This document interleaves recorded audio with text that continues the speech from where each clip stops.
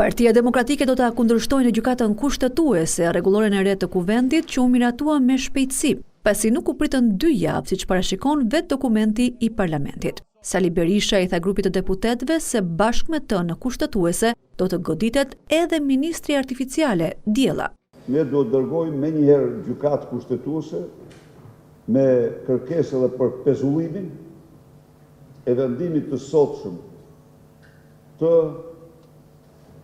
miratimit të ndryshimeve të rregullores, nxori Diellën, por Diella po i bëhet ster, edhe do t'i bëhet.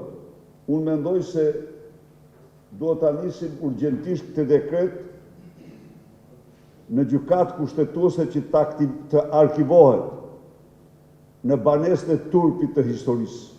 Në të njëjtën mbledhje, demokratët vendosën se kush do të jenë kryetarët e 4 komisioneve që ata drejtojnë dhe kush do të jenë nënkryetarët e 7 komisioneve që udhëhiqen nga mazhoranca. Luciano Bocci do të jetë në krye të komisionit për edukimin, ndërsa Ina Zhupa do të drejtojë komisionin për kulturën, turizmin dhe diasporën. Jurida Tabaku, pas shkrirjes së komisionit parlamentar të integrimit, do të drejtojë një komision të ri për të drejtat e njerëzit dhe mjetet e informimit publik, ndërsa shëndetësia do të drejtohet nga Barth Spahia.